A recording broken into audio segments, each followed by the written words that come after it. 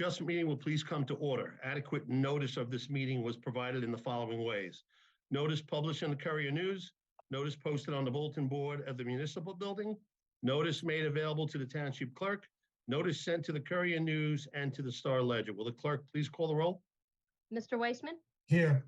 Mr. Patel, Here. Mr. Reggio, Here. Mr. Blount, Mr. Haydaka, Here. Mr. Mitterondo, Here. Mr. Ali, Yeah, here. and Chairman Cahill. Here. Everyone please stand and salute the flag over my shoulder here, please. I pledge allegiance To the flag of the United States of America and to the republic for which it stands, one one nation, nation, under under God, God, indivisible, with liberty and justice and for all. justice for all. Mr. Keneally, do we have any changes to the agenda? I am not aware of any changes to the agenda tonight. Okay, then let's proceed to item 5, 22-ZB-82V, Everstar Properties. Mr. Schwartz, are you president?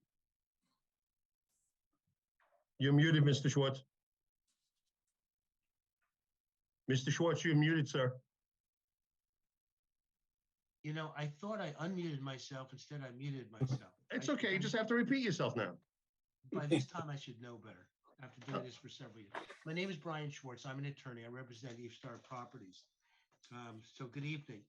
Eve Star Properties is looking to build a single-family house on 513 South Washington Avenue. This is a challenging property. It's small. It's located on the corner of a very busy intersection. It's right over the overpass. It's across from a commercial property, so it does have its challenges. My client, who is a builder, wants to build a nice house, which is going to be an asset to the neighborhood. He is trying to work with the challenges that are attendant to an isolated lot like this, and we're going to present testimony tonight. First, I'm going to introduce my client. Secondly, I'm going to have the architect take you through the plans and explain what we think is a very nice property. And then we're going to finish with our engineer and planner, who's going to explain the statutory criteria. I know this board is familiar with the Delmeyer decision. I've been in front of this board before on an isolated lot case, so I know that you're very well educated on the Delmeyer case. I will show that we notified the neighbors of their opportunity to either buy this lot or to give us or to sell us some of their lot. I got no response. It's been 2 weeks. I still have not gotten a response. And really, it's not a property where we can buy some property from a strip of land from the next door neighbors. Both neighbors have their driveways right against our property. If they were to sell part of their property, not only would they lose their driveways, but they would become more non-conforming lots. And so we're kind of stuck with what we have. So with that, I'd like to present our first witness.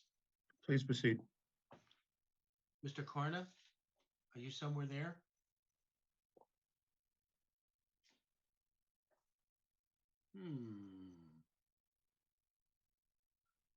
That would be the applicant, correct? Yes, and I'm not Okay. seeing him. Well, what's the name or phone number? Because if he came on as an attendee, I have to make him a panelist. Oh, okay. That's the issue. What is the name?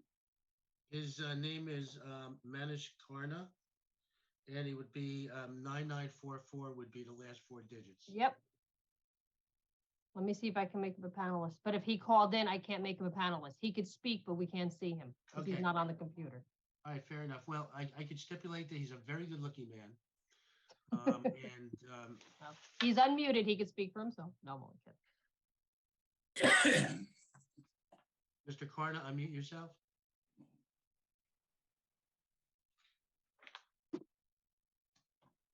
*6 to unmute.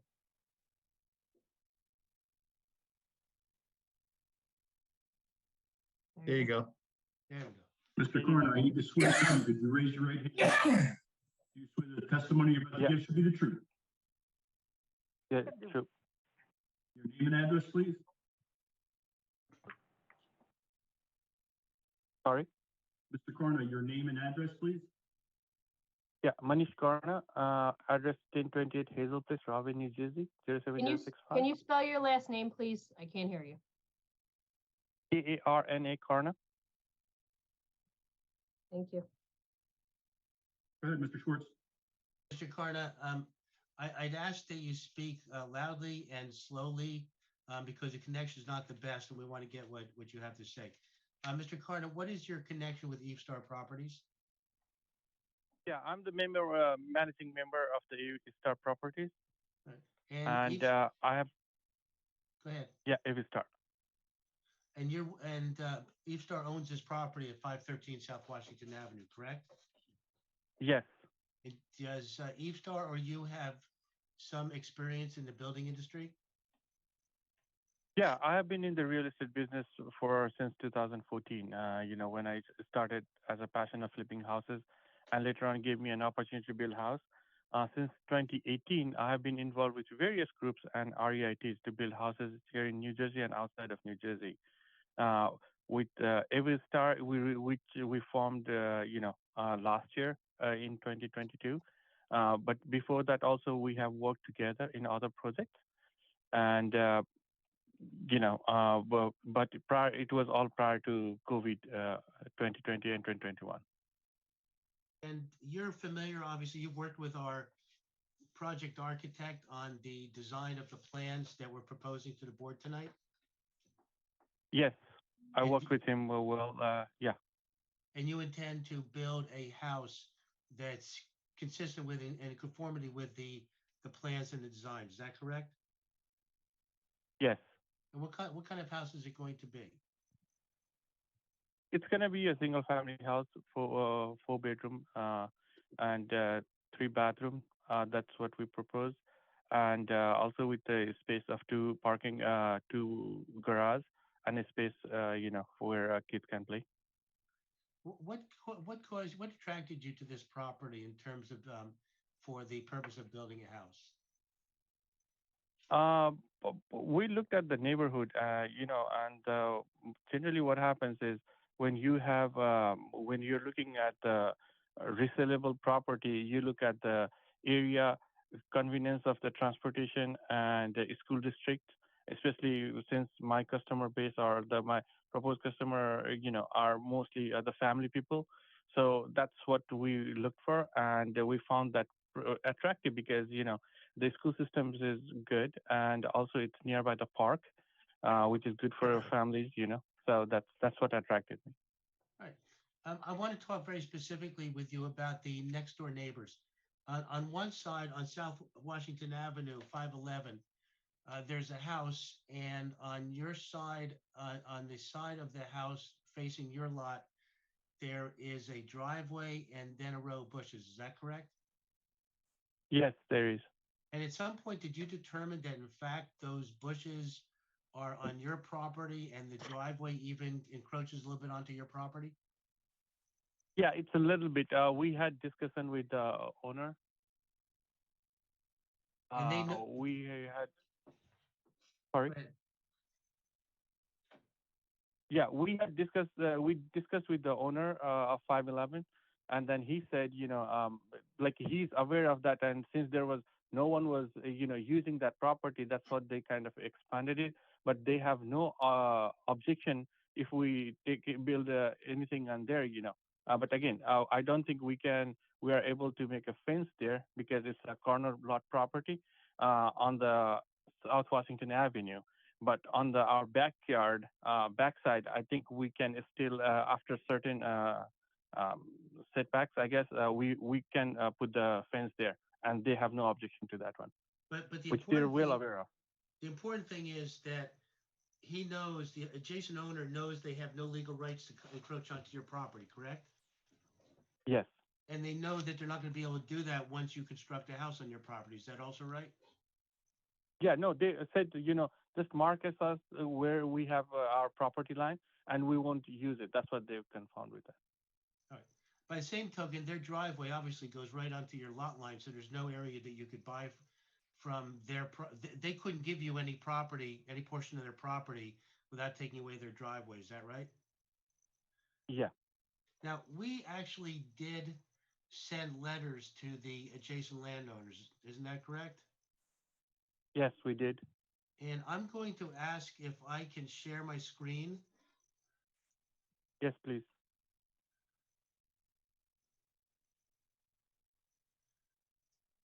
Okay, I beg forgiveness from the board of looking at pictures of my grandchildren, but you now should be seeing a picture of a letter. Is that correct? Is everybody seeing that? Yes. Great. Okay, and this is one of the letters we sent, which was sent on January 17th to the adjacent owner on 11th Street, correct? 111 11th Street? Yeah. And I sent that out, and in fact, I took it to the post office and had it stamped, and we sent it certified mail. And it offered to either sell your lot at the fair market value, meaning a building lot price, as if the variances were granted, or if they wanted to sell a portion of their lot. And I gave them a self-addressed stamped envelope and gave them a form they could fill out saying they're interested in buying 513 South Washington or interested in selling a portion of the property. Is that correct? Yeah. And I did the same thing with Mr. Marco, who we determined is the owner of 511. And we also sent it to the property address of 511 South Washington Avenue. Is that right? Yeah.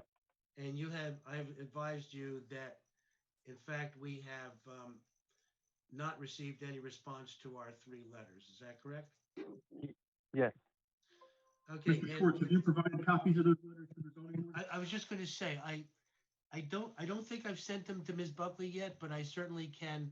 I've got PDFs and I can forward them to her after this hearing tonight, so that Yes, you will please have do that. copies of. Please do that so it becomes part of the record. Become part of the record. And again, I can represent not only that my office sent them out, but I personally took them down to the post office and had them stamped. So, so they went, and we have not received any response. It's now been 23 days. All right. All right, really, Mr. Carna, that's all I really wanted to ask you, other than to confirm that you will in fact build the house in conformity with the design plans approved by this board, correct? Yes. And you know We that plan to build that. And you know that if the board is kind enough to approve your application, there may be certain standard conditions attached, and you'll comply with those conditions as well. Is that correct? Yes. Yes, we will. All right, thank you. That's all I have from Mr. Carna. Thank you, Mr. Schwartz. Thank Do any members of the board have any questions for this witness? Hearing none, I suggest you put on your next witness, Mr. Schwartz. I'd be happy to. It's Mr. Paritosh Kumar, who I believe is on here. Yes, he's under, Mr. Kumar? Yes, There you are. Mr. Kumar, I need to swear you in. Do you swear the testimony you're about to give should be the truth? yes, sir. Your name and address, please. Sorry? Your name and address, please. Yeah, my name is Paritosh Kumar. They call me PK for short.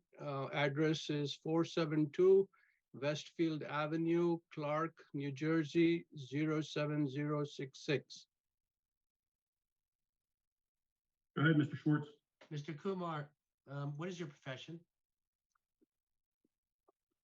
I'm a registered architect in New Jersey for last, I don't know, 22 years. And have you testified before boards as an expert in architecture within the state of New Jersey? Yes, we have testified several boards, in fact, also Piscataway, but that was several years ago. Mr. Schwartz, his credentials are acceptable. Please Thank you. proceed. Thank you. All right, Mr. Kumar, did you prepare or have prepared under your supervision a set of architectural plans relating to the construction of a single-family dwelling at 513 South Washington Street? Yes, Are you going to be able to share those plans with us, or do you want me to help you out with that? no, I can share. All right.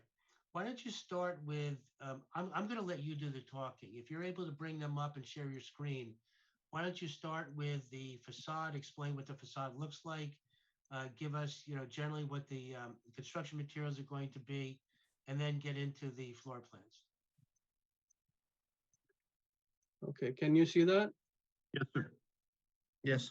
Okay, so I'll go one board at a time. So this is A-1. As you can see, this is the the main rendering, the color rendering. It's a gorgeous house. It's located on a corner lot. It's a prominent corner with Washington Avenue and 11th Street. And so we have kept the natural materials, brick and stucco on these two sides. And because it turns a corner, so we want to continue those kind of materials all around the corner. And then on the back two sides, we have siding, just like, and all these materials are already existing in the neighborhood, in the houses around this area. I know there was some concern about the massing and all that, but I would like to, say that it's actually making the neighborhood much better. It's becoming, it's raising the bar of the architecture in this area higher, so that people are actually, when they see a nice house going like that, the neighbors there, eventually, they like to do something to make their houses better, and the whole area becomes a better looking, architecturally. There was, as you can see, the massing we cannot have, all the other houses, they are maybe 80, 100 years old, and looking at the current trend of the housing, I don't think I have done a house in maybe 10 or 15 years with a 3-bedroom house. People are looking for at least a 4-bedroom house. And I think the owners, Mr. Karna, they have done, as investors, they have done their research to see, what is sellable, what's not. And, these are the minimum standards that they are looking to do. And we obviously have to look into their requirements and provide for the client what they are looking to do. In any case, looking at the current trends, this is a kind of, I know it's going to be a little bigger than the rest of the houses, but it's not ridiculously so big that it's not going to be appropriate. It's just raising the bar, so it's getting the whole area much better. You can see there are some canopies on top of the garage and the entrance, and those are standing seam metal, which not on the right side you see blue color, but actually it's aberration. It's actually, they're going to be gray, but that's the current trend. It's and you can see the porch, you can see the ins and outs, the little overhangs, the double bay windows. You see the two garages, they are not right next to each other, they are set back. So all of this gives you a sense of breaking the monotony. It's not like you have one big box and we just put it over there. It breaks the massing, it makes it aesthetically appealing. As you can see on the top, there isn't much. We are about 3 or 4 feet lower than what the zoning allows us to do, 35 feet. We are even 3 or 4 feet lower than that. And if you see the basement, we obviously need to have, and so obviously if there is no storage in the attic, the owner would like to use the basement not only for play area, entertainment area, but also for some of their storage. And obviously we need to get some light in the in the basement. So you can see some of the windows in the basement over there. And so we had to raise the first floor about 3 feet so we can accommodate those windows in there. And then so I'll go, I'm just going to show the neighborhood a little bit so you can see off of 11th Street. there's a commercial property, gated property, which is really far away. You can barely see that structure. In front of Washington Avenue, the house over there, it's the first of all, I think it's a big right of way for the Washington Avenue itself. And then there is a big setback for that house, across the street. So it's really far away.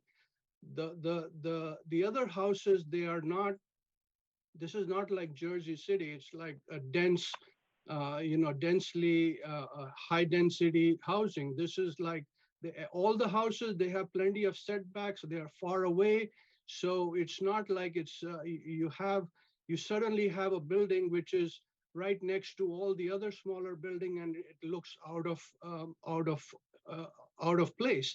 It's not going to be like that. They are far away. All these buildings are far away. So, so this building coming up at the corner is going to be, it's obviously looking so gorgeous. It's going to really bring up the value of the whole area. So I'll go to the next page. Okay, before you go to the next page, if I could just ask you a couple questions. You hit on the fact that the height is going to be 30 feet 8 inches to the peak, and that is a little bit about 4 1/3 feet below what the maximum is. Does that reduce the mass of the building from the lot line or from the street? Of course, it reduces the mass. It's, but I mean, we have this 30 foot 8 inches. It's a plus minus because obviously when you have, the height is actually taken from at the four corners of the average height, and it can be plus minus a little bit here or there, but that's roughly the height that is, it's supposed to be. And obviously it's, we have 9 foot ceilings. These days, nobody wants to do less than 9 foot ceilings. We have to have a basement high enough to get windows in there. We hardly have any attic, but, we try to keep it down as much as possible. So, and then the massing is broken up so that it doesn't look like it's one big block of, like a lot of houses, they are just boxes. You just put it in there. But this has a character to it. This has, you can see the shades and shadows, you can see the ins and outs and the massing. It breaks it up. It makes it look very aesthetically appealing, Okay. Speaking of that, the front has a porch, and we had some conversation with the zoning office about whether that is a front encroachment. The zoning office says that it is under the Piscataway zoning ordinance. Can you comment on that, the fact that the porch is a technical encroachment into the front yard? I don't think it would be considered an encroachment because it's an open space. It's open to the exterior. The main reason is aesthetics and also weather protection with the canopy on top. So you see it's not like a solid porch. It's an open porch and it's indented inside. So the main wall, the window you can see is back. The main door is in the back, but this is just a decorative pillar which is which wraps around, and so it's an open. It's not a usable floor area. This is just for aesthetics and for weather protection.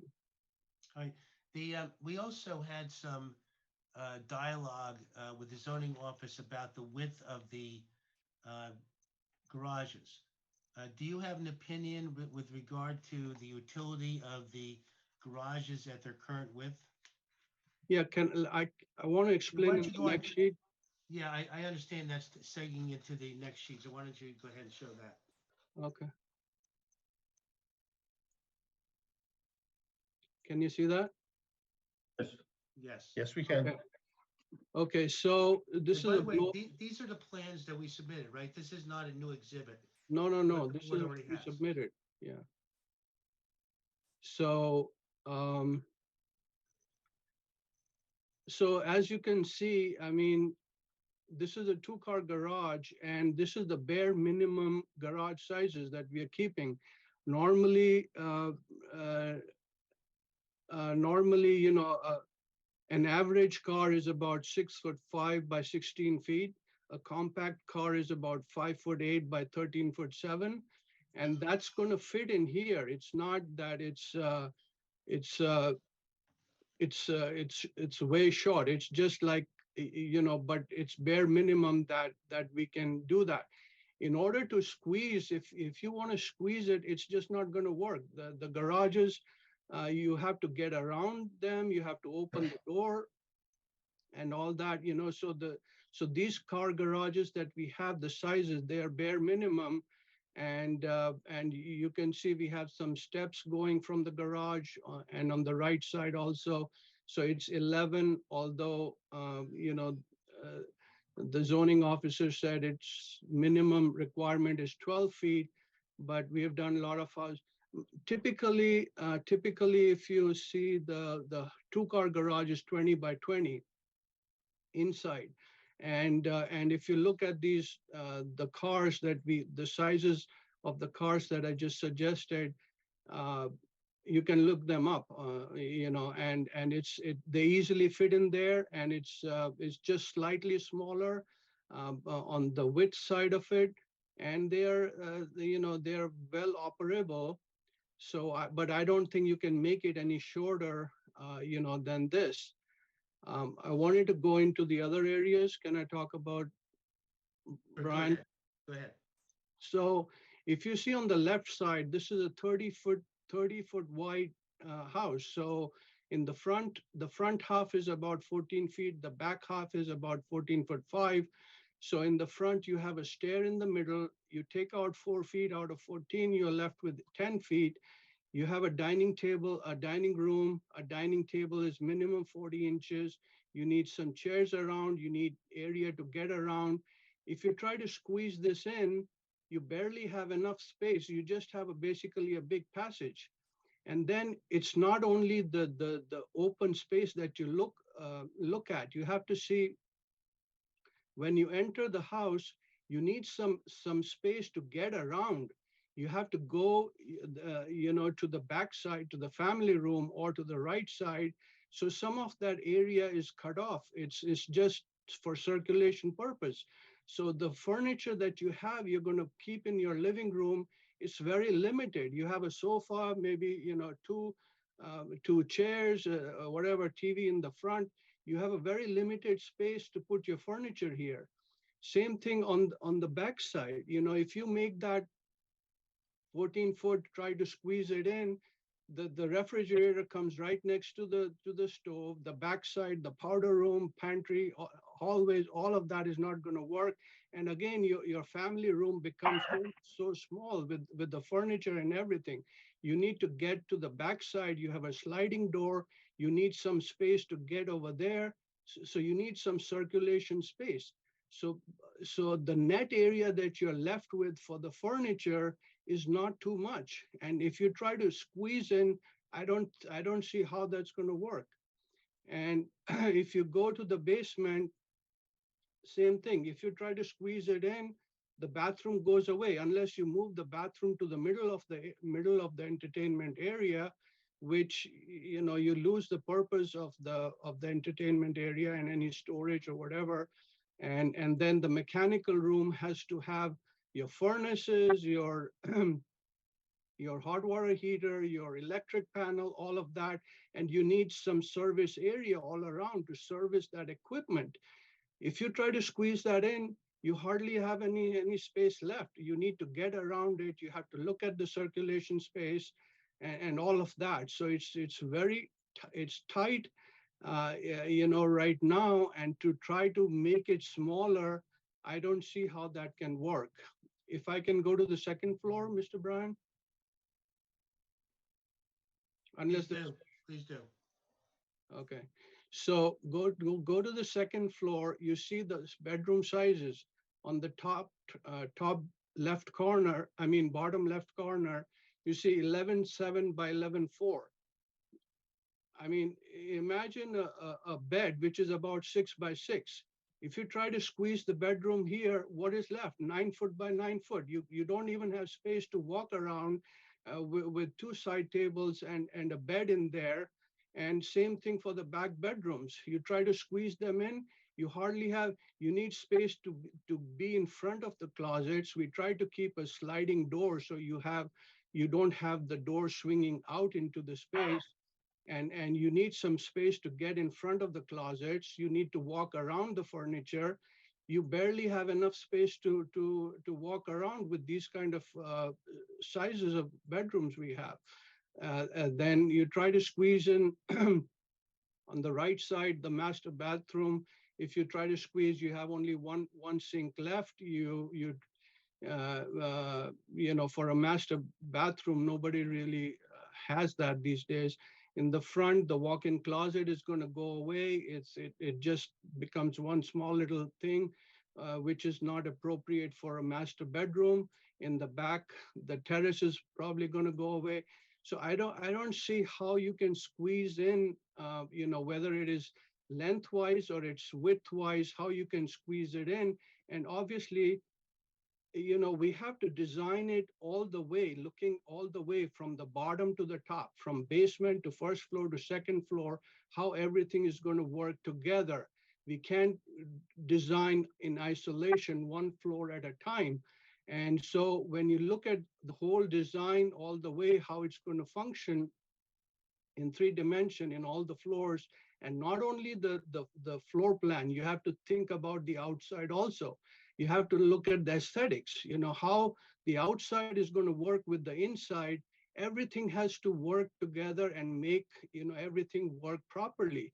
And right now we have a really good solution, which is very palatable to the owner, you know, as far as sellability is concerned and all of that.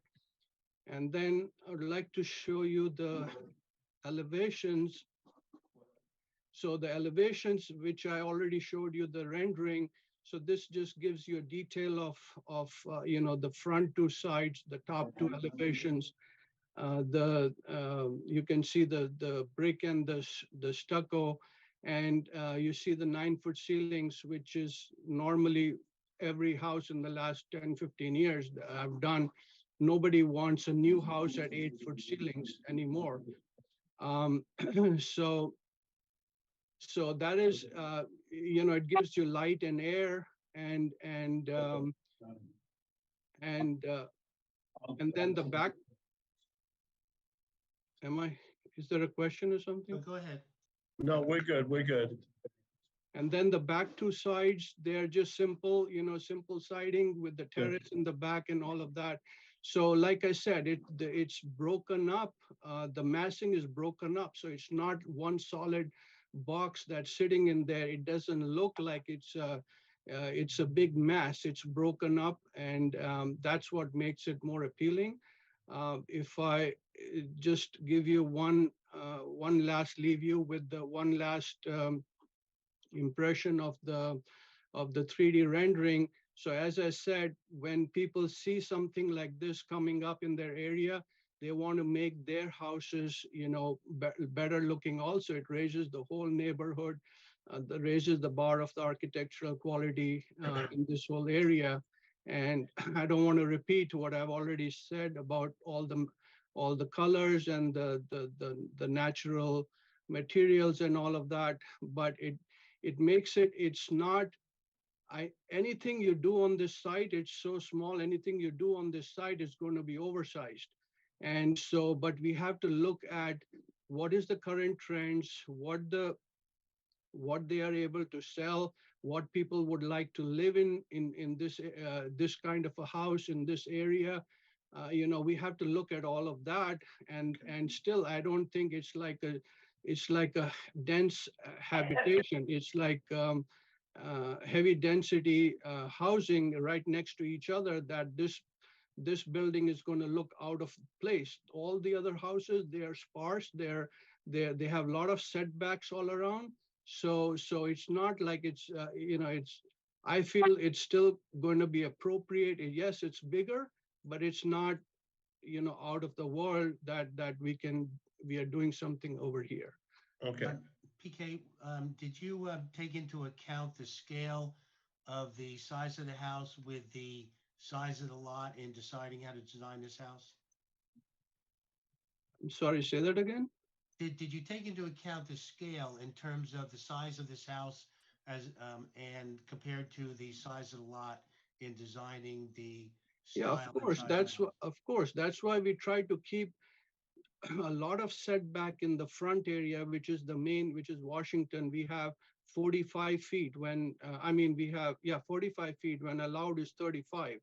And the width, like I just explained, that's the minimum that is possible in this kind of a scenario. So, I mean, I don't see how you can make it smaller to fit into this, to meet the requirements that's been presented by the owner. And one last question. Do you think from an architectural standpoint that this house is going to have any detriment to the two lots, the two houses that are adjacent to it, behind it and to the side of it? Actually, I think it enhances. I mean, it's going to give them an incentive to make their houses better. I don't feel, how is it going to be detrimental? It's not overshadowing them. It is not, there's plenty of, on 11th Street, there's plenty of setback far away. And there is setback, there is 10 feet on the side, technically it's side, which is adjacent to the other house. So it's 10 feet from the building line to our lot line, and then they have another setback for them. So it's not like it's right on top of each other. It's about maybe 20 feet or so away. So it's not like there's a lot of gap in between the houses. All right, that's all the questions I have. Thank you very much. Thank you. Thank you, PK. Any members of the board have any questions for this witness? Hearing none, Mr. Schwartz, put on your next. All right, Expert. moving right along. Appreciate that. Our next witness is Matthew Wilder. He is the project engineer and. Can we move the screen back to Yes, panel? please. Yeah, sorry about that. Good evening. Good evening. Could you raise your right hand? You swear that the testimony you're about to give should be the truth. Yes, I do. Your name and address, please. Matthew Wilder, Wilder, 130 Central Avenue, Island Heights, New Jersey. Thank you. Mr. Wilder, you're wearing two hats tonight. You're our planner and also engineer. Are you licensed in the state of New Jersey in both professions? I am. I'm a licensed engineer and planner. I have appeared before probably 55 boards on 250 applications, including before the Piscataway Township Planning Board several years ago. Mr. Schwartz, his credentials are fine. Please proceed. All right, Mr. Wilder, you're going to be showing us engineering plans in a minute. Were they prepared by you or under your supervision? Yes, they were. And so you're fully familiar with the contents of those plans? Yes, I am. All right, I'm not going to ask you questions. I'm going to rely on you to tell the board what you need to say. Why don't you start off with the engineering aspect and then go into planning? Sure. Before getting into planning, I'll talk a little bit about the engineering, but I'd also like to talk about some of the nature of the subject property in and of itself. So the first exhibit I'll share with me this evening is an aerial exhibit. Was this part of the submitted package? This was not part of the submitted package. Okay, Mr. Schwartz will mark this as A1 and you'll supply a copy to the zoning board? Yes, I will. And so Exhibit A1 is an aerial exhibit prepared by my office and dated 2/7/23. And it's an aerial from nearmap.com. It's an October 2022 aerial.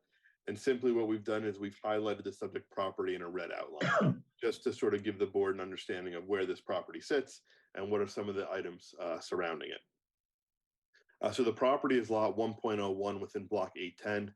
This property was actually part of the Edgerton Park subdivision from June of 1907. Generally speaking, this subdivision created lots which were all 25 feet wide and 100 feet deep. At the time the subdivision was created, this specific property was comprised of two lots, which were lots 533 and 534.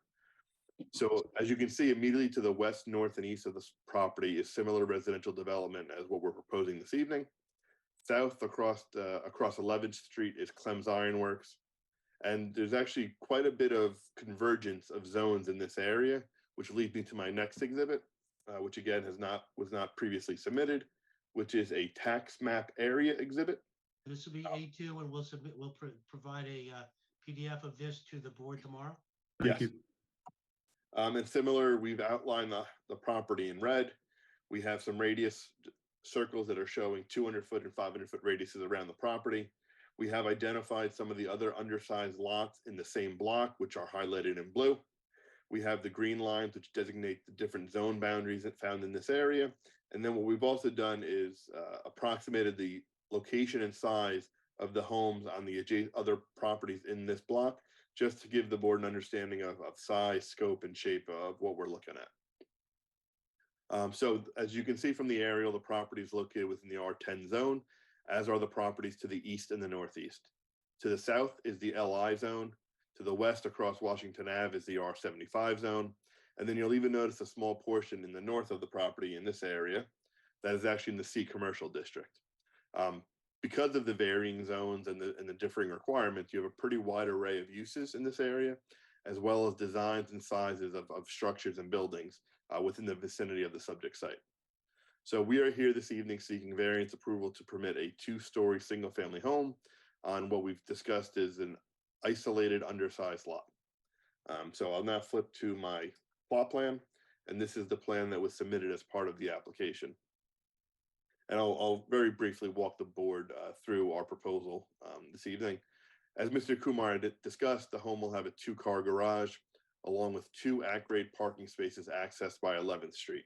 There's 1 parking space in front of the right garage door, and there's 1 parking space on the side of the house. In the rear of the home, we have stairs in this area and a concrete pad in this area. They provide access to a sliding glass door in the form of the stairs over here, and then a man door in the back of the garage. We are currently depicting the AC unit on the side of the home, but understanding that it creates a variance, we will relocate that to the north side of the driveway so that it has that at least 10-foot setback. So that is one variance we are not seeking, and we will amend the plan to address that. So before going through all of the requested variances, the engineering of this plan is relatively limited since it is just a single-family home. But the last item I'd like to discuss is the grading. So currently the property flows from the southeast to the southwest to the northeast. It all flows towards through the property to the adjacent properties. Our grading design has mimicked that, but for one exception. The roof drains for the home will direct all runoff into 11th Street, where it will travel along the gutter until being captured by an inlet located in front of 129 11th Street, which is about 250 feet away down 11th Street to the east from the subject property. So with that in mind, I can state with certainty that the proposed development will result in less runoff being directed to any adjacent properties post-development. Matt, before you leave your engineering portion, we did receive a letter of no interest from the county planning department, correct? That is correct. And I believe I forwarded that to the secretary. I got it quite some time ago. If she does not have it, if the board doesn't have it, I'll be happy to send it again tomorrow. It came in email form. Okay, go ahead. So now I'll sort of put my planner's hat on. Again, the engineering elements are fairly limited. So we are here seeking variance relief to build a single-family home on what's commonly referred to as an isolated undersized lot. And with that, we are asking for some variance relief. I'll first review the variance relief that is not a function of the application. So there are 3 variances simply associated with the lot that are unable to be changed. The first is minimum lot area. 10,000 square feet is required and 6,432 square feet exists. Minimum lot width, 100 feet is required and 50 feet exists. And then minimum lot frontage, 100 feet is required and 50 feet exists. Again, these are all dimensional variances simply associated with the lot. So our proposal this evening does require some additional variances, and there are 3 additional variances that we're seeking. The first is maximum building coverage. 20% is permitted and 25.4% is proposed. Minimum front yard setback, 35 feet is required, and we are proposing 10 feet to the house itself, which is dimensioned here, 7 feet to the porch, and then there's about a 4.5-foot setback from the stairs to the front property line. So all of these setbacks are measured to 11th Street. We have the same requirement from a front setback standpoint to Washington Ave, but we are proposing a 45-foot setback to Washington, as is dimensioned over here. So I believe the variance is being sought can be granted under the guise of the C1 or C2 variance criteria. 40:55D70C1 states that this board can grant relief if they're in an exceptional situation impacting a property. This could be exceptional narrowness, shallowness, or shape of a specific property. What we have here this evening is a lot that is 35% smaller than the zone requires. That is exacerbated by the fact that it is also a corner lot that's encumbered by 2 front yards. Just for simply the purposes of comparison, I took a look at what the building envelope would be for a conforming interior lot and what the building envelope would be for a conforming corner lot. So a conforming interior lot, 10,000 square feet, would have a building envelope of 3,200 square feet to accommodate a home. A conforming corner lot would have a building envelope of 2,200 square feet to accommodate a home. What we have is a building envelope that is 331 square feet and 5 feet wide. So the case which really addresses this type of relief is, as was discussed earlier this evening, is the Dahlmeyer case, Dahlmeyer versus Lacey Township. That case established the criteria by which these types of applications should be considered. First, the first requirement to address the Dahlmeyer case is to address both the positive and negative criteria. I'll speak briefly about the negative criteria when discussing some of the other prongs of the Dahlmeyer case. And the positive criteria I'll discuss when discussing the C2 variance criteria. The next is to try to bring the property into conformance by the means of acquiring property or selling property to an adjacent landowner. As was discussed, we issued buy-sell letters and have received no responses to the same. The next requirement is to submit architectural plans, excuse me, which provide information on the appearance of the home and demonstrate compliance with the building codes. The architectural plans, which were submitted and reviewed recently by Mr. Kumar, provide all this information, and I believe the rendering does a good job of giving the board a feel of the aesthetics of the home and how you have multiple facades and angles to sort of break up the facade of the home. The next thing we need to do is demonstrate that we attempted to meet the required bulk zoning requirements in a similar nature to other undersized lots in this area. For this, I will jump back to my aerial exhibit, which again is A1. So lot 7.01 is this lot right here, which is at the intersection of 10th Street and Washington Ave. That's the only real similarly undersized corner lot in this part of town. So for comparison purposes, I took a look at what the setback is from the structure to this curb line. In the case of lot 7.01, the setback's about 18 feet from the existing curb line to the face of the nearest face of the structure. Well, our proposal will have 18.5 feet from the curb line to the face of the home. And I'll also note that when you're on 10th Street and you look at this property, you simply see a facade with no architectural embellishments, no angle points to break up the line of the wall. Whereas on the 11th Street side, when you're looking at the subject property, you have all of those architectural elements discussed by Mr. Kumar that break up the eye of the home when looking at it.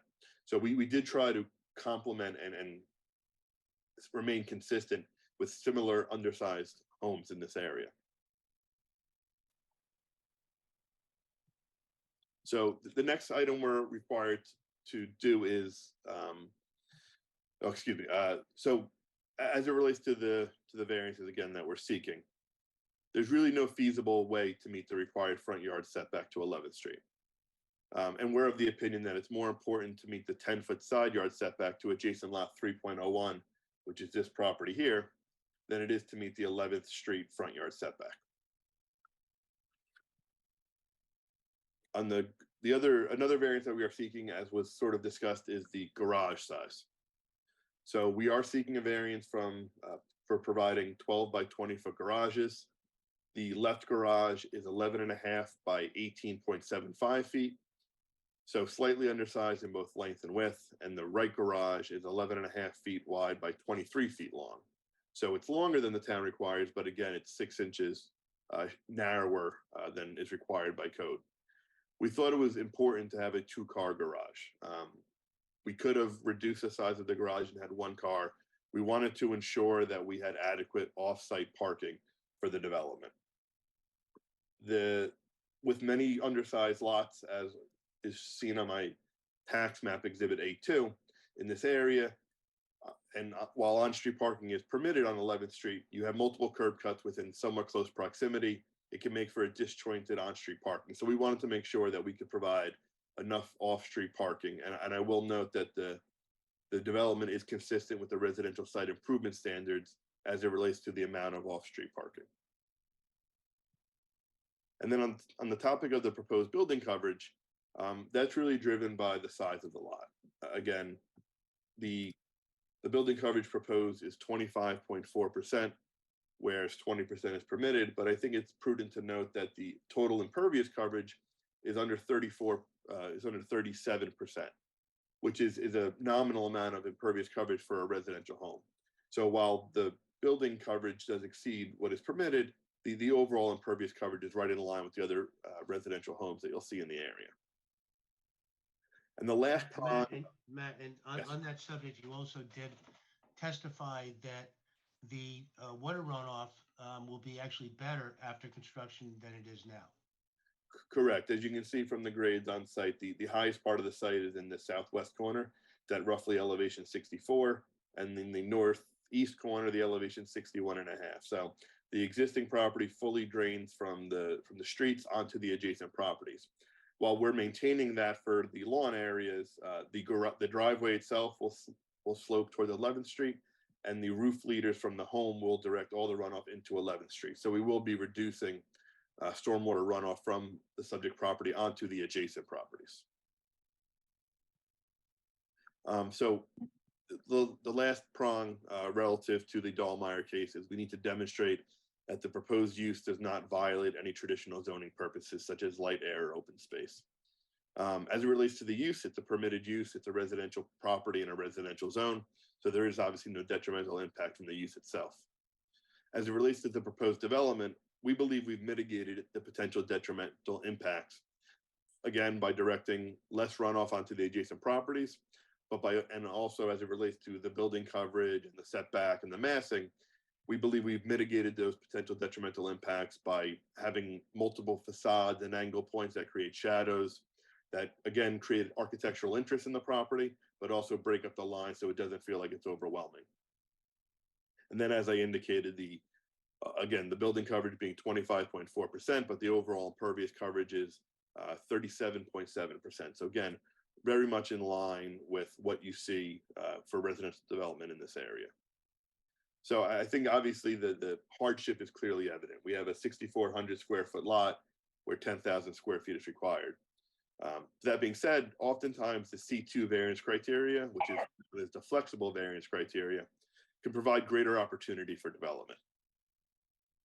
So 40:55D 70C2 states when appeal relating to a property would advance the municipal land use law, and furthermore, the benefits of the deviation substantially outweigh the detriment, a variance can be granted. So I just briefly spoke about the potential negative impacts during the fifth prong of the Dahlmeyer case. Again, stormwater management, purposes of planning, light, air, open space.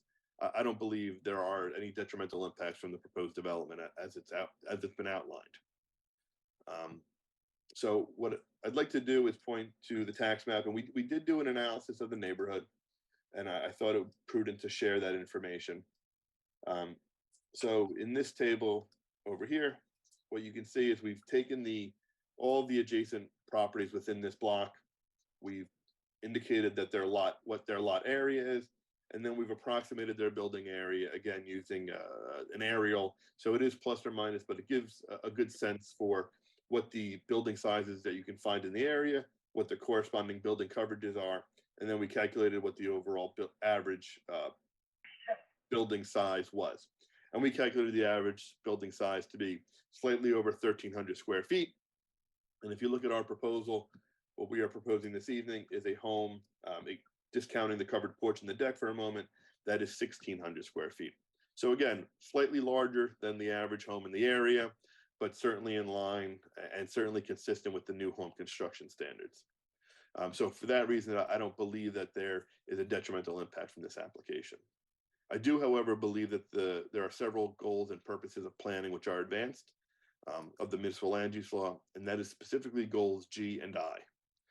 Goal G of the municipal land use law is to provide sufficient space and appropriate locations for a variety of uses, one of which is residential. So again, this is an infill development. What we are proposing is a residential property, a residential home in a residential zone surrounded by other residential properties. This is where residential development should be proposed. And again, all of the municipal services are already being provided to this lot. So this is your prototypical infill development. Goal I of the municipal land use law is to promote a desirable visual environment through creative development techniques and good civic design and arrangement. As Mr. Kumar had outlined, the home is a beautiful home. It will certainly be an aesthetic upgrade to the area. From an architectural style, it brings a whole new style to the area. Again, increasing the architectural interest in the area. And it's important to note that the property is a prominent corner lot. And as the rendering illustrated, you have the stone facing and the other embellishments on both the 11th Street side as well as the Washington Avenue side. So you have this prominent corner that is experiencing an aesthetic upgrade through the introduction of this home. So with all that being said, I believe that these variances can be granted without substantial detriment to the public good, the zone plan or the zoning ordinance, and I believe that the variances could be granted under either the C1 or C2 variance criteria.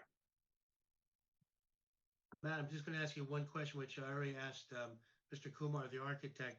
Is this a house of this scale going to have any negative impact on the adjacent houses on 11th Street and on South Washington Avenue? It would not. And again, ignoring the home for a moment, we meet the required side yard setback over here. 10 foot is required, 10 foot is proposed. We meet the rear yard setback over here. 25 foot is required, 25 feet is proposed. And again, the home is 4 feet lower than the maximum height that is permissible. So again, but by meeting those setbacks adjacent to the adjacent dwellings and proposing a home that is shorter than would be permitted by code, I don't believe there is any detrimental impact on the adjacent properties. So this house will provide adequate open space, light, and air for the adjacent for the neighborhood. Yes, it will. That's all the questions I have. Thank you, Mr. Schwartz. Thank you, Mr. Wilder. Does anyone on the board have any questions or comments for this witness? Henry, maybe? Yeah, I have a few comments regarding the testimony. I mean, there was a lot thrown in there. I mean, I think we can look at this. Obviously, the isolated case, has to do more, I think, about the fact this isn't a use variance case. We recognize this as a residential area, and I don't think anybody's ever questioned the fact that a residential home doesn't, belong here.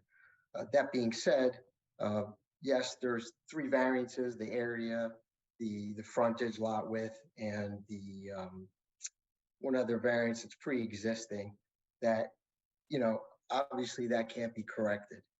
But the other variances, there needs to be a show of a hardship under the C1 or the C2 flexible analysis. And under the C2 flexible analysis, the benefits that come out of the C2 analysis cannot only benefit the owner or the builder of the project. And as I see it, building a house that's 5% over in coverage, that's 4 bedrooms, 2-car garage, that has nothing to do with the improvement of anybody else other than the owner. So I don't see the proofs made for a C2 analysis, where I think that the community as a whole needs to benefit from the deviation in the ordinance. And as far as the C1, again, this is a home that is, if you take away the garage, is still, in the high 2,000 square foot range. You have a cape on either side of this home. So, to say that this house is in character with the neighborhood, I just don't see it, especially when you have a cape that's no more than 25 feet high on either side of this home. where this is proposed.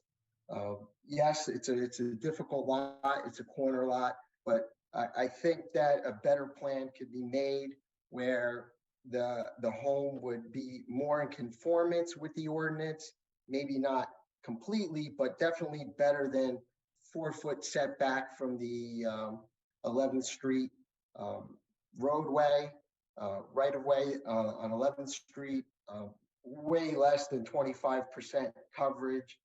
Again, this house is proposed to be bigger than every other house in the block. No testimony was provided as to when those other houses were built, so we don't know if some of those homes that were testified to are bigger because they were built prior to the, when zoning was even in effect.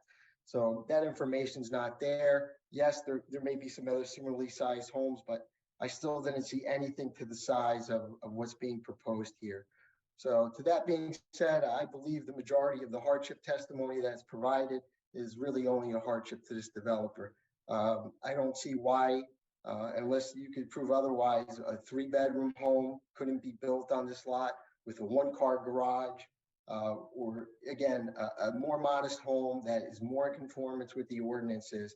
It just, I just don't see it. It's just, again, the hardship is for the owner's benefit solely. I believe it does impact light, air, and open space due to the size of the home, with the other much smaller homes on either side of this home. And I also feel like the setback variance along the front yard of 11th Street is going to have a significant impact on that site corridor and the openness of 11th Street that exists there now in relationship to the other homes. So that's my opinion on this application. Again, I didn't hear, I would ask Mr. Wilder a question is, why couldn't a 25-foot wide home be built on this lot, or could a 25-foot home be built on this lot? Mr. Hinserstein, Yeah. could I ask that our architect address that question? I think it's more of an architectural question. Well, as an engineer and a planner, I think he could also testify to the fact that he's seen or knows, and I'm sure he's testified in 55 other applications or boards that I'm sure he's seen homes of all different sizes. If he can't answer it, then that's fine. Of course. We've done a lot of work in shore towns and in Jersey City. In those areas, you have 18-foot wide homes. But this isn't that area. So I just asked if a house of that size could be built.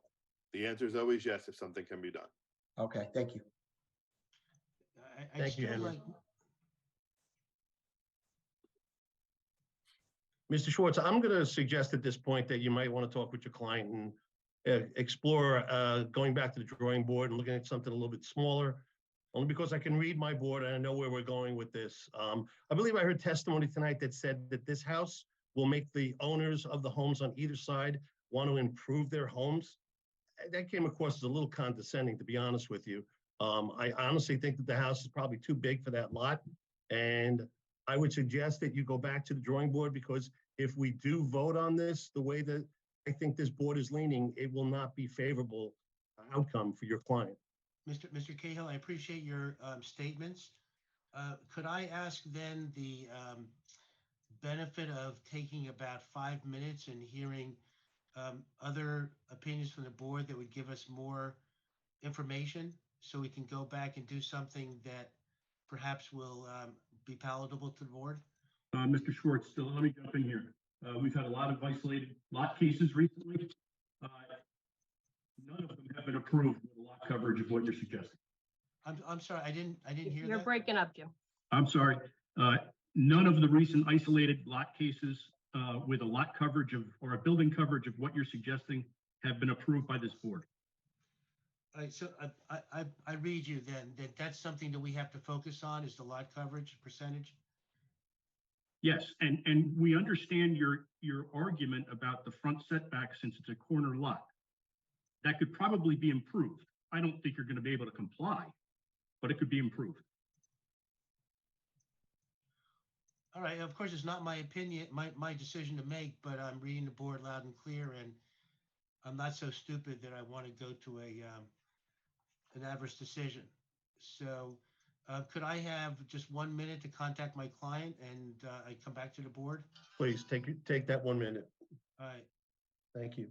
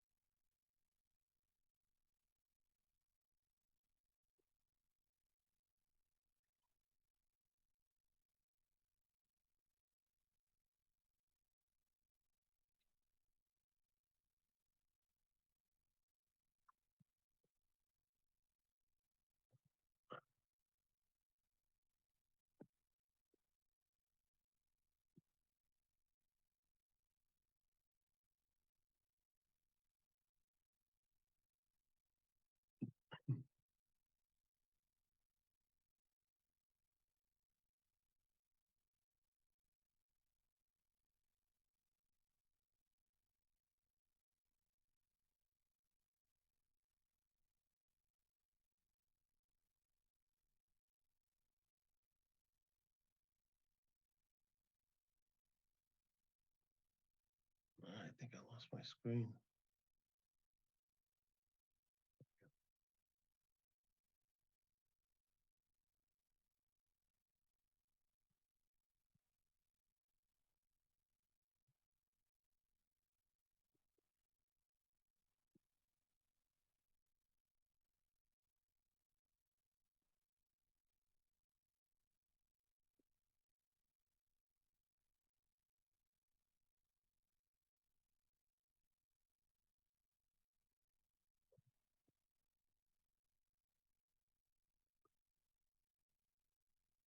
All right, Mr. Chairman, you are an extremely persuasive person.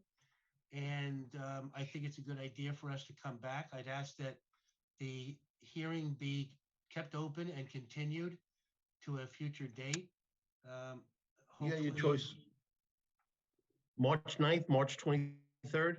I'd rather it be March 9th because I know that later in March, I personally have a lot of hearings and that gives us a month. And I'd like to think that we could come up with an alternative design and submit it within 10 or 15 days, which should be sufficient time for your professionals to look at it. Fantastic. I'd like you to work hand in hand with Mr. Hinterstein, and hopefully we can get a resolution to this on March 9th. I appreciate that. All right. I appreciate you. So Laura, is anyone that still here good? on this application of Eva Star Properties, 513 South Washington Avenue, it will be carried to March 9th with no further notice by the applicant. Could I ask one more favor? I don't know if there's anybody, not being in person, I can't see if there's anybody from the public who's interested in the application. Is there anybody from the public who's interested? Laura, are there any residents online? Yes, There several. are, okay. Okay. I mean, one's raising her hand now. I don't know if you want her to speak or Not we- necess- if not- we're continuing. We I can think it continue would be better to wait until we have the final application, Mr. Chairman. Okay. this. I agree. And And please anyone in the explain. public, I'm sorry, Chairman, to cut you off, for the noticing, for your web information, email me or it's on our website for you guys to log on next time. That way everybody has to log in. We don't need to do further notices, correct? I'll call you tomorrow, but at this point, no. All right. Thank you, I've Mr. already done it Schwartz. Twice. Okay. Okay. All right. Thank you, Mr. Chairman. Thank you, board members. Thank Have a you for good, the- have a good evening. Any members of the public who are here on this, we're going to come back on March 9th to hear the rest of the testimony. And at that point, you'll have an opportunity to give your opinion and your comments. Thank you for being so patient this evening. Let's move along to item number 6, 22-CB 94V, Patricia Malcolm. Is Ms. Malcolm present? Hello? Are you Ms. Malcolm? Hello? Yes, Okay, I need to swear you in. Could you raise your right hand? yes, The testimony you're about to give shall be the truth. yes. Thank you. Could I have your name and address, please? Patricia Malcolm, 36 Palisades Avenue, Piscataway, New Jersey, 08854. Thank you. Could you explain to the board what you'd like to do here? Just enclose my deck with a sunroom and a small little deck on the side. Mr. Chairman, you may want to check with Mr. Hinterstein. Yes, Henry, could you please offer some insight on this? Yeah, I don't have too much of an issue with them wanting to enclose the deck. The house is an existing, the existing setback of the house is already in a variance condition. The deck is actually indented a little bit, so it doesn't exacerbate the existing setback variance. It's really more of an existing one. The only issue is there's an extremely large shed in the back of the property, which is an accessory structure, and it's located almost on the property line. I believe it's shown as 1 foot off the property line. Again, this was probably installed without a permit at some point, but I think that that shed's going to have to be relocated to a conforming location, or at least you know, a much better offset than what exists there today. Other than that, the only other issue was engineering stated that they do need a 5-foot easement in front of the property so that it complies with the 25-foot half width right of way in front of the home. Currently, there's only 20-foot, a 20-foot right of way. So they're asking for the right of way easement to make the half width right of way in front of the house whole, in conformance with the circulation master plan for the township. So those are the only 2 issues. If they're willing to comply with those issues, I don't see any issue with the enclosing of the deck, but that's what we need to find out. Is that Okay, now okay, the Mr. shed in the, Duncan? wait a minute, the shed in the back, that was put on an existing little foundation that was there for almost 60 years. It's something that was just put on there. It's been there 40 years. That shed hasn't been there 60 years. 40 years, it's been there 40 years. I don't even think that shed's been there 40 years. It's been there 40 years. That shed would be, I think, in pieces if it was there 40 years. It's a wood structure. I just don't see that shed being there 40 years, but even if it's there 40 years, Yes. I don't know if that, our zoning ordinance has been around for quite some time, and the accessory structure setback requirements, I think, have been in place for quite some time. Yeah, but it was already, a structure was there, a cinder block structure was already there, and we just set it on top. Well, it's not there. It doesn't conform to the township's ordinance. If you place the shed on After top of the house, 40 years, I have to move it? you're not catching this. You put the shed on the existing foundation. The It's shed not a needs a foundation. permit. The It's like, shed requires a permit. You did not take out a permit to put that shed on that foundation. If you would have submitted for a permit, we would have told you that that's not okay. So now, you know, I understand it's been there for quite some time, but it doesn't comply with the accessory structure setback requirements. It's not a small shed. It's over 100 square feet. It's an accessory structure, and the setback requirement for a structure of that size is 8 feet. You're 1 foot away. So perhaps you want to look at maybe you can get somebody to relocate it for you. Or at least relocate into an area that's better than 1 feet. You know, if it was 5 feet off the property line, I think perhaps the board could look at that variance favorably, but 1 foot, when it was put in without a permit, you know, what would happen is then everybody would just put the sheds wherever they wanted and come in here and ask for forgiveness after the fact. But the fact is you need a permit, and it needs to be 8 feet away from the rear property line. Okay. This is her spouse, Eustace Malcolm. So you're saying we have to move the shed before we can get a variance for the sunroom? That is correct. Oh man. Sorry, sir. And it has to be 5 foot from the I think what we could do is we could give a variance for it to be 5 feet off of the property line versus the 8, but because I feel that that's reasonable, but it would have to be moved to at a minimum 5 feet from that rear property line. Okay. If you're willing to agree to that, we can move forward with this, I think. Okay. So we move the shed, we'll get approved for the sunroom. And Yes, you it also would have to be- agree to the easement. And the easement is really Okay. just, you pretty much won't, the easement won't have much of an impact. I believe you already have sidewalk in front of your house. But if they ever do road improvements or sidewalk improvements, they typically would go into that right-of-way area in front of the house. It may already be there, so it might not have a very big impact on you. Jim, Yes. Jim, do we have to have Mr. Malcolm sworn in? He's been given, Yeah, Mr. Malcolm, if you want to say anything more, we need to swear you in. Could you raise your right hand? Yes, Do you swear that testimony you're about to give should be the truth? yes. okay. Any other members of the board have any questions for this applicant? Hearing none, open it to the public. Anyone in the public have any questions about this application or comments? Laura? No one, Chairman. Okay, close the public portion. Mr. Malcolm, you agreed to the, Excuse me, I got a comment.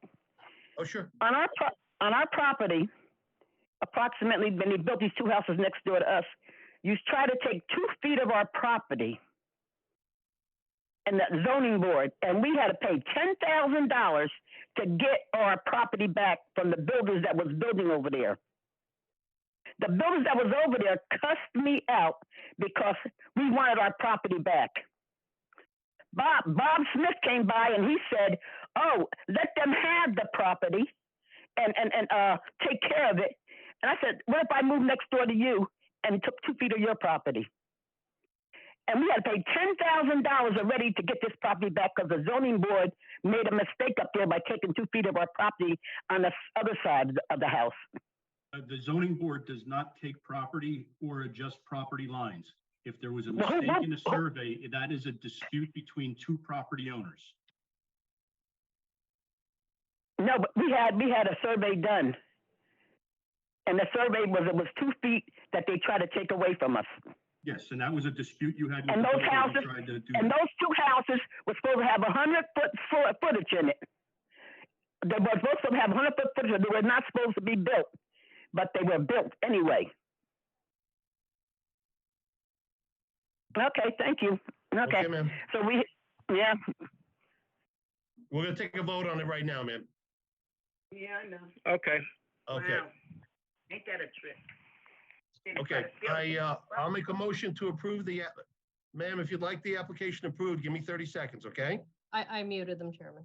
Okay, I'll make a motion to approve the application with the stipulations that Henry isolated.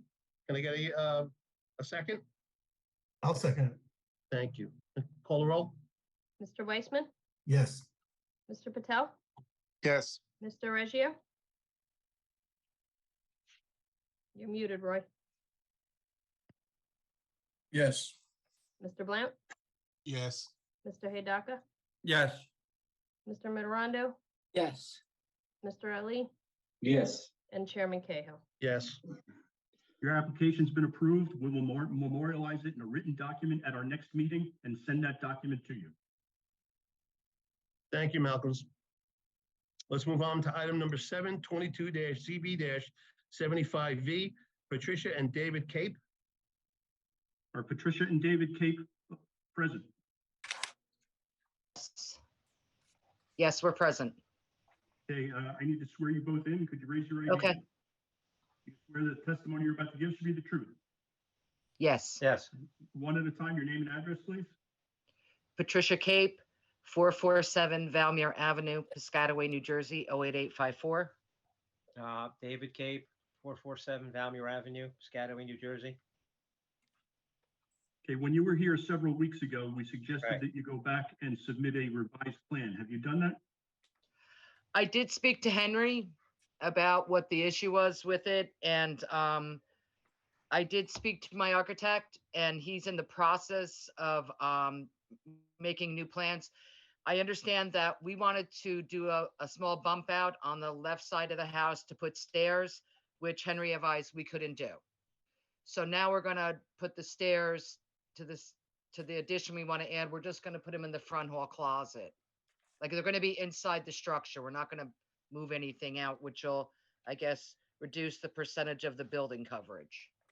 So I'm not sure that we can go forward tonight before we see the revised plan because we don't know what the revised building coverage is going to be. Jim, we do know that. Oh, okay. So my recommendation to the Capes were that, this house is already extremely over in the existing lot coverage. And what the amount was is that they're not going to add any more to it. I thought I have to look at this zoning report. I'm sure it's in here. I'm praying it's in here. No, she just wrote that it's what the proposed was. She didn't write what the existing was. I'll get that to you tomorrow, Jim. So basically, what the amount is, they're not going to add any additional building coverage to the home. So they're going to just relocate the new staircase within the existing structure. And so when I see the revised plans, I'll make sure that that's the case, and I'll get you the existing coverage amount so that it complies with that, and that's what the variance would be for. That's fine, and it looks like the rest of the variances are existing? The rest of the variants are all existing. I don't see any issue with any of them. The house does have a slight, look to it that it could be used easily as a two-family home. I would just recommend that a deed restriction be put on it that it's to be used as a single-family home, so that if it's passed on and sold later on, that people know it's strictly as a single family and it's not modified. Mr. and Mrs. Cape, do you have any objection to that? No. No. Okay, great. Any other members of the board have any questions for this applicant? Hearing none, I'm going to open it to the public. Anyone in the public have any questions or comments about this application? Ms. Buckley? No one, Chairman. Okay, we're going to close the public portion. I'll make a motion to approve this application with Henry's recommendations. I'll Can I second. get a second? Take a roll call? Mr. Weissman, Yes. Mr. Patel, Yes. Mr. Reggio, Yes. Mr. Blount, Yes. Mr. Hidaka, Yes. Mr. Mitterondo, Yes. Mr. Ellie, Yes. and Chairman Cahill. Yes. Your application has been approved as amended. We'll memorialize it in a written document at our next meeting and mail a copy to you. Thank you very much. Thank you. Take care, enjoy.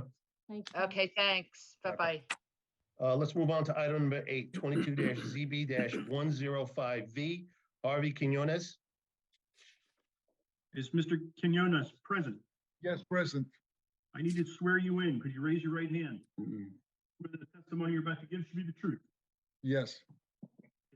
Could you explain to the board what you'd like to do here? Excuse me? You I broke didn't up, hear you. Jim. Can you explain to the board what you'd like to do here? Yeah, it's just about my fence on Wayne Street that I would like to have it, keep it as 6 feet high all around it. Did you have an opportunity to see Mr. Hinterstein's report of February 28th? February 8th, sorry. I don't hear. Mr. Quinones. Quinones? Hold on, I can't hear you. Hold on, give me just a moment. Brian, please. I don't hear anything. We're not talking, that's why. Okay. Okay. Can you hear us Yes, now? can you repeat it now? Yes, have you had a chance to see Mr. Hinterstein's February 8th report about your property? Yes, Can you comply or comment on those? yes. You can comply? Excuse me?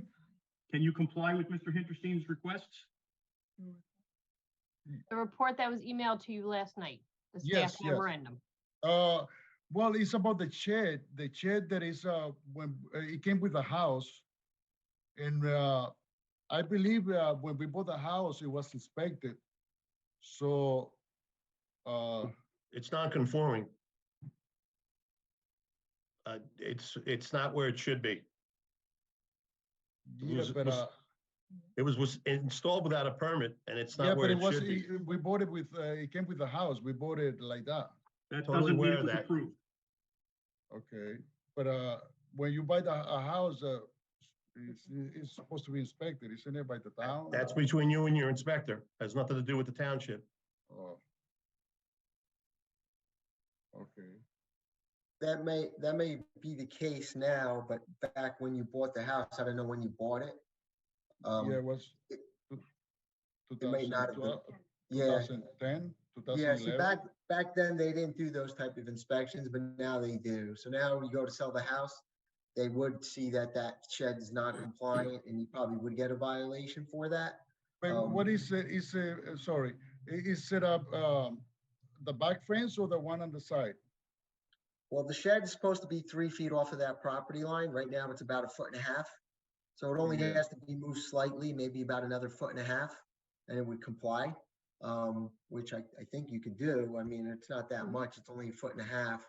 And the fence, the problem is it's a little bit too close to the sidewalk and the road over there on Wayne Avenue. So I think what I asked for is just that if you want to keep it solid, to move it another 10 feet back, or you could change it to a 50% solid picket fence like you have on the rest of the property. That's up to you. What if the same fence, I just cut it off to 4 feet and I keep it the way it is? It has to be 50% solid. The problem is even at 4 feet, it's going to be, solid. That's sort of the problem. It blocks the visibility of that sort of corridor of the road. So, where you have your picket fence, basically where it stops and then the solid fence starts is where it really should be moved back 10 feet. And then you could keep it solid, but we're just saying that you should move it back and reestablish it 10 feet in, or, maybe even on an angle, but it really should be completely moved back. And then if you want to keep the 4-foot picket fence, it's fine. It's just the fact that it's not allowed to be solid or 6 feet high in a front yard setback, So in this particular case, again, if a permit was taken out for the fence, I think what happened is that whole fence was a picket fence at one point, and then it miraculously got changed to a solid fence, but without a permit, or else you would have been told probably that it had to be either to 50% solid and move back, Yes. I didn't know that because I was just replacing, so I thought it was. I understand. No problem, sir. If So, you I could mean, do, if you agree to move it back 10 feet, we're still giving you a variance, but it just has to be moved back, I think, a little bit to open Wait, it what up. is it, 10 feet from the 10 street? feet, 10 feet from the right-of-way line, from the property line. So wherever the property line is, the property line is usually about 10 feet off the curb. And so it would be about another 10 feet from the property line. So it's 20 feet from the curb of the road, is what you would probably use as your guideline. Okay. So it's not possible for me to keep it at 4 feet and just cut it off? I'll leave it up to the board. My opinion. not if it's solid. No, not if it's solid. Because it's still solid. Yeah, can't do it. I think it's just how close it is to that sidewalk that's a problem as well, I mean, you could keep the post there, and like I said, you could swap it out for if you want to put back a picket fence, you could do that. I don't have a big issue with that, but again, that would comply. You would really still need the variance for the back portion, but it's the side portion that's the biggest problem right now. Okay, all right. Hey, what about, the shed has to be, so how long? Got to move it about 1.5 feet. Make it 3 About- feet off the property I like- lines. In the report, it said 8 feet off the property line for an accessory. No, I think that maybe it was a different one. Okay. Let's see. Yeah, my report just says that the shed was installed without a permit. No hardship exists for it to remain in the current location. And it should be moved to a conforming location, which is really, looking at your survey, it was only 1.5 feet off. Is there a solid fence around the shed now? Is it in the Yes. backyard that's fenced in? Yes, It is. yes. I personally think that we might be able to grant the variance for the shed as is, considering that there's a 6-foot solid fence buffering it anyway. I think and it's a small shed. It's I think 100 square feet or less. But the bigger issue is the solid fence on Wayne Avenue. I think that really needs to be moved back to that 10 feet. 10 feet. All right, Mr. Quinones, so we will take the shed moving off the plate, and now you just got to decide on what you want to do about the fence. Okay, all right. And how long do I have to fix the fence? Yeah, because right now it's like winter time.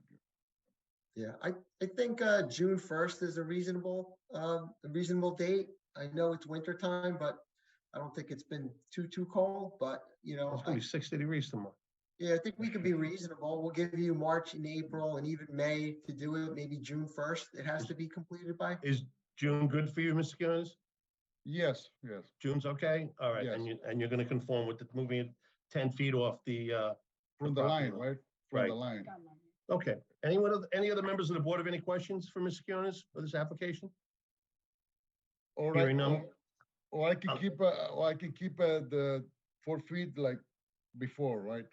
Picket fence, yes, 50% solid. Okay, all right. Yeah, that's good. June is, it's okay. Okay, I'm gonna open it to the public. Anyone in the public have any questions for this application or comment? Ms. Buckley? No one, Chairman. Okay, close the public portion. I'll make a motion to approve the application solely about the fencing, not relocating the shed. Can I get a second? I'll second it. Okay, please call the roll. Mr. Weissman, Yes. Thank you. Mr. Patel, Yes. Mr. Reggio, Yes. Mr. Blount, Yes. Mr. Hidaka, Yes. Mr. Mitterondo, Yes. Mr. Ellie, Yes. and Chairman Cahill. Yes. Your application has been approved. We'll memorialize it in a written document at our next meeting and mail that document to you. Good luck, Harvey. Take Good care. luck. All right, let's move on to item number 9, 22-ZB-104V, Latasha Jones. Is Ms. Jones present?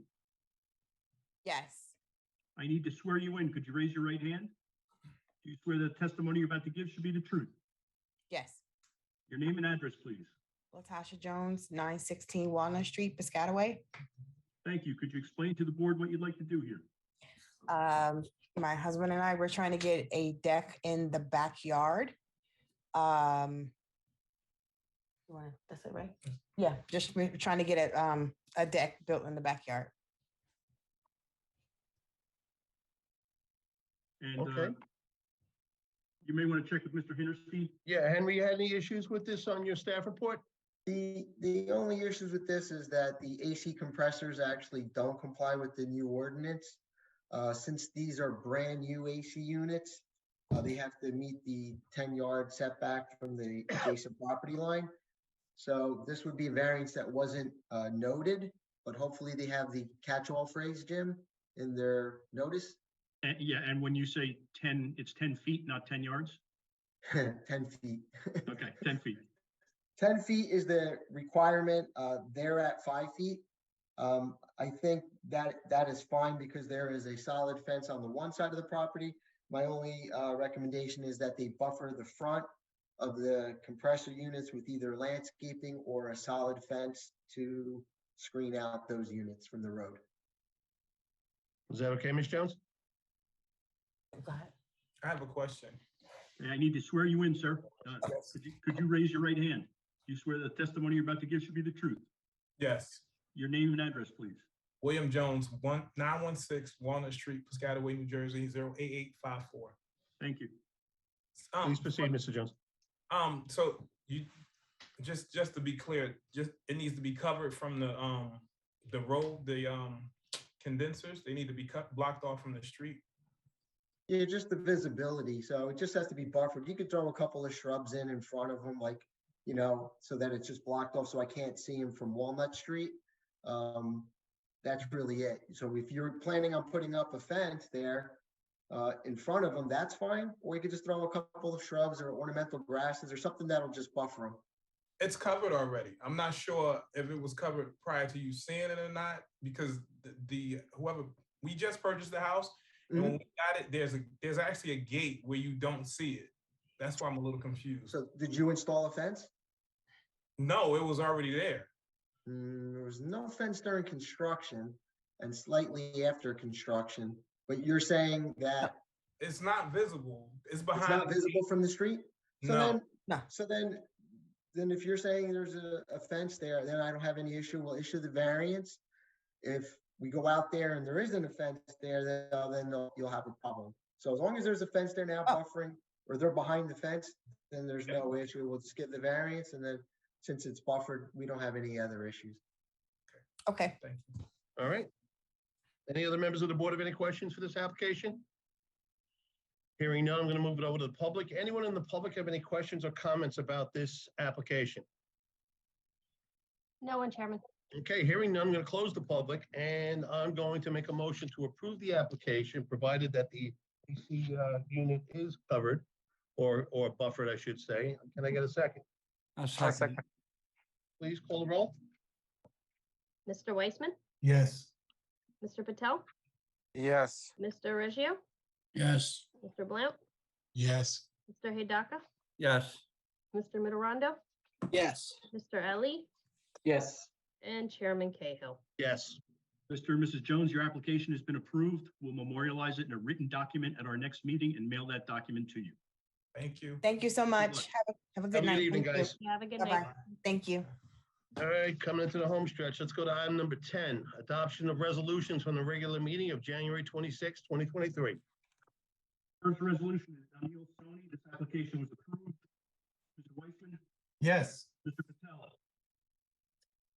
Mr. Reggio, Yes. Mr. Mitterondo, Yes. Mr. Ali, Yes. Chairman Cahill. Yes. Next is Denny Duran. This application was approved. Mr. Weissman, Yes. Mr. Patel, Yes. Mr. Reggio, Yes. Mr. Mitterondo, Yes. Mr. Ali, Yes. Chairman Cahill. Yes. Next is Keisha Horton. This application was approved. Mr. Weissman, Yes. Mr. Patel, Yes. Mr. Reggio, Yes. Mr. Mitterondo, Yes. Mr. Ali, Yes. Chairman Cahill. Yes. Alvin Samra, this application was approved. Mr. Weissman, Yes. Mr. Patel, Yes. Mr. Reggio, Yes. Mr. Mitterondo, Yes. Mr. Ali, Yes. Chairman Cahill. Yes. Next is HBR Properties 2305. This application was approved. Mr. Weissman, Yes. Patel, Yes. Mr. Reggio, Yes. Mr. Mitterondo, Yes. Mr. Ali, Yes. Chairman Cahill. Yes. Last is HBR Properties 23ZB04V. This was granted in part and denied in part. Weissman, Yes. Mr. Patel, Yes. Mr. Reggio, Yes. Mr. Mitterondo, Yes. Mr. Ali, Yes. Chairman Cahill. Yes. Those are all the resolutions I have this evening. Okay, item number 11, adoption of minutes from the regular meeting of January 26, 2023. All in favor, say aye. Aye. Aye. Thank you. Make a motion to adjourn. All in favor, say aye. Aye. Thank you, everyone, once again for coming out. Appreciate you all. Good night, everybody. Thank you. Good night, everyone. Good night.